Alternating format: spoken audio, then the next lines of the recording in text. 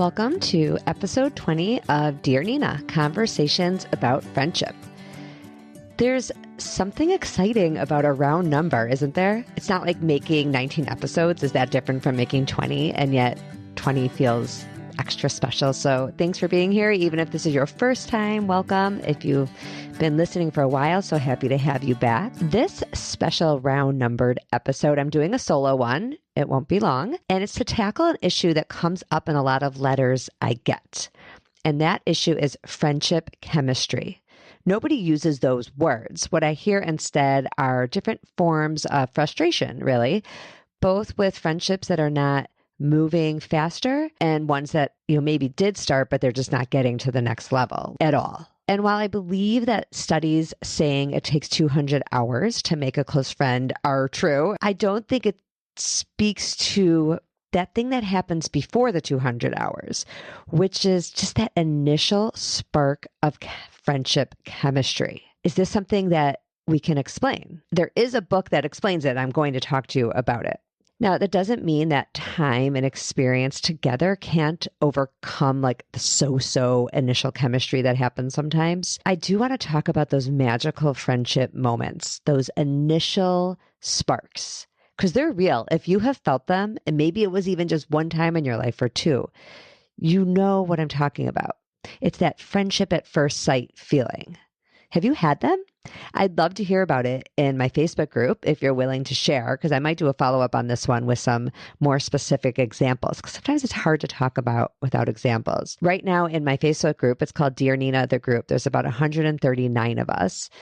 It's a private group, meaning like what you write in there will be seen by the other 139 people, but it's not searchable from the outside. So if somebody were to search your name, your participation in the group will not come up. It's a private group. But what we do is we talk about friendship issues and we talk about what we're reading and watching. Okay, so back to friendship chemistry. I'm fascinated by what makes people click. I really am. Like within minutes, sometimes you know whether you're going to pursue a friendship with someone or not. And is that fair?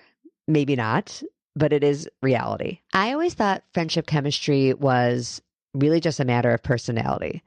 Like for example, like I'm really aware when I'm the one asking all the questions, or if I'm the only one offering information.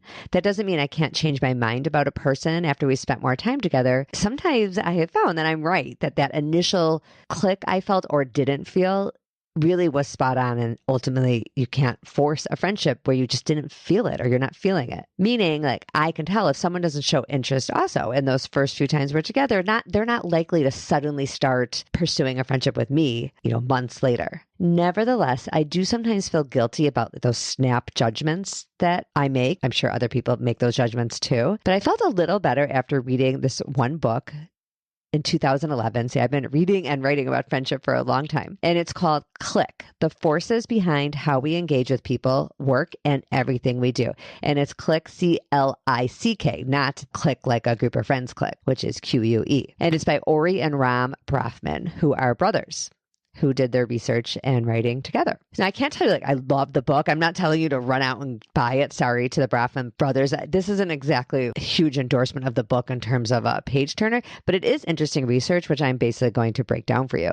And the research is all about why you might feel chemistry with somebody and why you might not. That's the click they're referring to. They came up with what they call the 5 accelerators to friendship. They just called it the 5 accelerators, but that's what they're talking about. Accelerators to friendship. And really not just friendship. I mean, it could work in business too. Sometimes you click with people more than others and you tend to want to do business with people you like. The 5 accelerators are, and I'm going to go through each of them after, but they're similarity. I bet, by the way, you're not going to be surprised by these. I mean, they're pretty logical.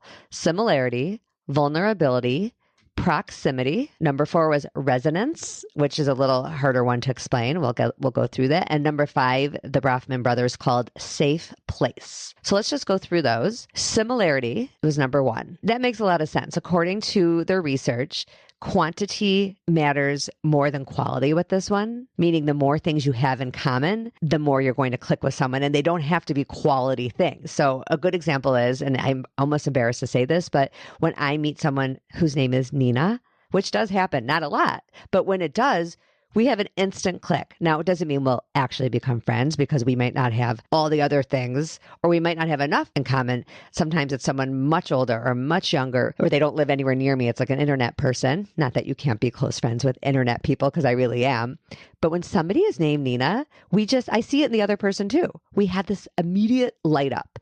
But now if you add on all the other things you might have in common, similar age, maybe you have kids around the same age, maybe you live in the same city. I mean, if the similarities keep adding up, it counts for a lot. Does that mean we're all total narcissists? Maybe.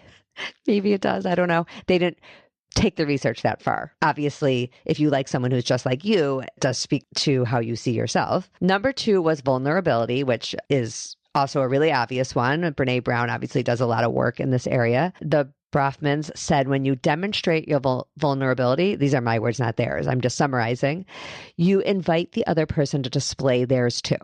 And that creates trust. Of course, this could go too far, and it could have the opposite effect.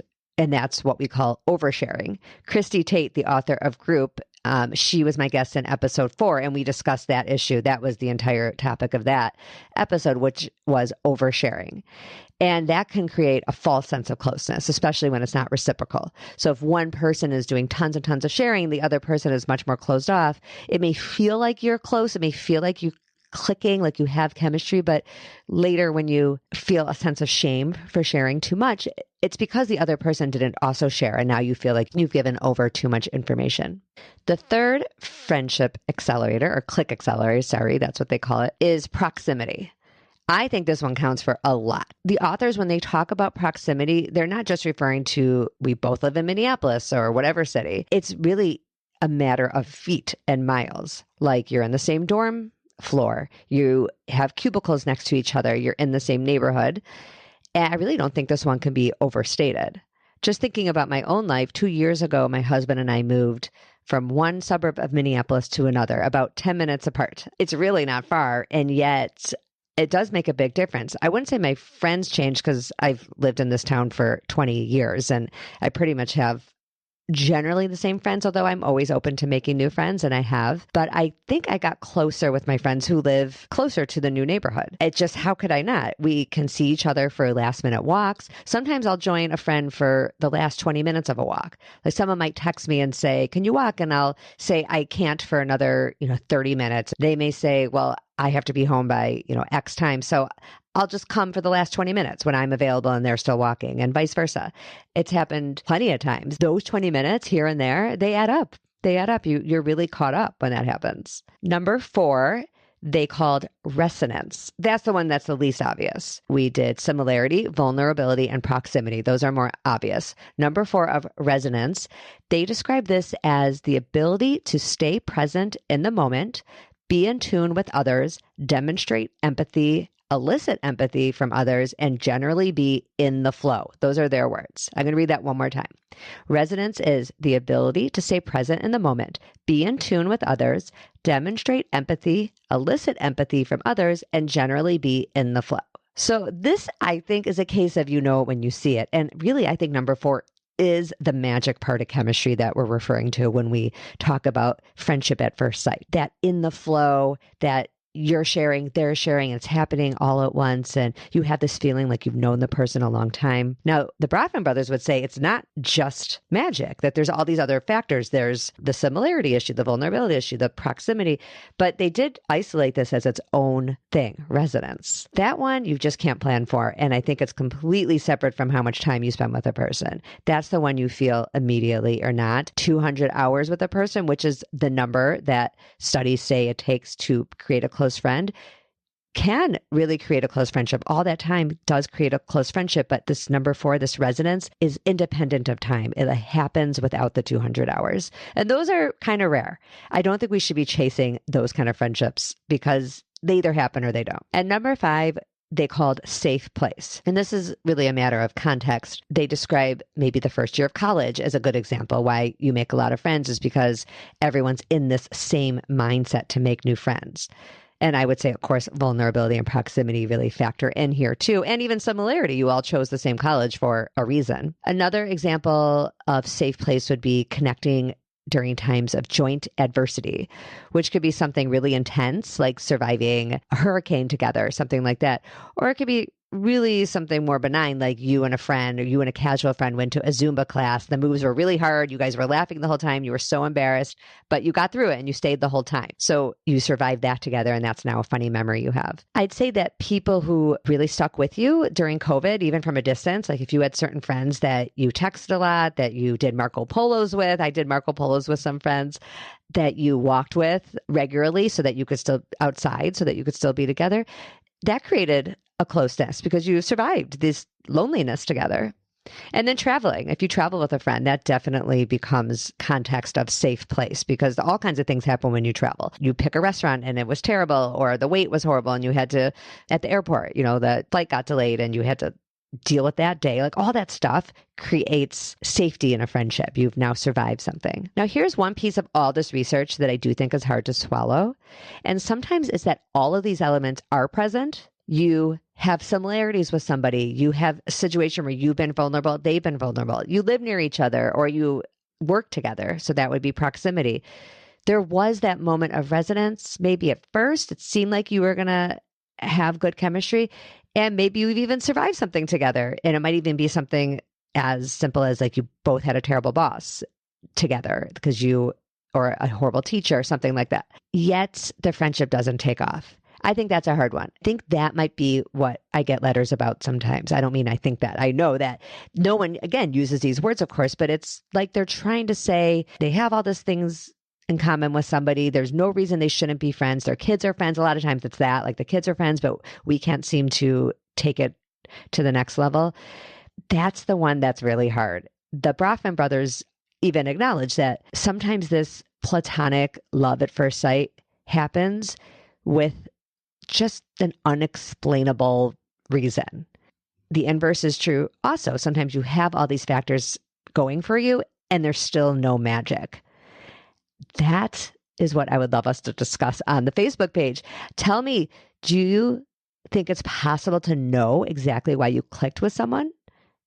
I think it might be easier to know why you didn't. Maybe they said something really offensive, or they just look at their phone every 2 seconds and don't seem interested.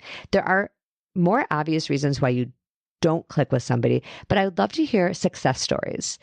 Times you did click with somebody. I think it would be really interesting. And if there's a particularly interesting friendship pair, I would love to even have you on the show just to talk about like what it was like, how you knew. How did you know you were going to be such close friends? So you can find me on the Facebook page, like I said, or it's not the page, sorry, the group, Dear Nina, the group. I do have a page also, but that's a different thing. I'm not even going to bother you with that. Dear Nina, the group. You can email me at Nina Badzin, BADZIN @gmail.com. And you can always find me on my website, ninabadzin.com. And the website is a good place to look for show notes. Like I'll have all the notes on this, like the 5 friendship accelerators. And it's also where you can find an anonymous form to write me a comment. Either it's to ask a friendship question that you would love to see on the show, or to just write a comment. Like maybe you have something to say about an episode or about a friendship, about anything, but you don't want me to know it's from you. That form does not require an email address. So it's a really good one to use. But if you are fine with me knowing it's you, then you can just email me at ninabadzin@gmail.com. Thanks for listening.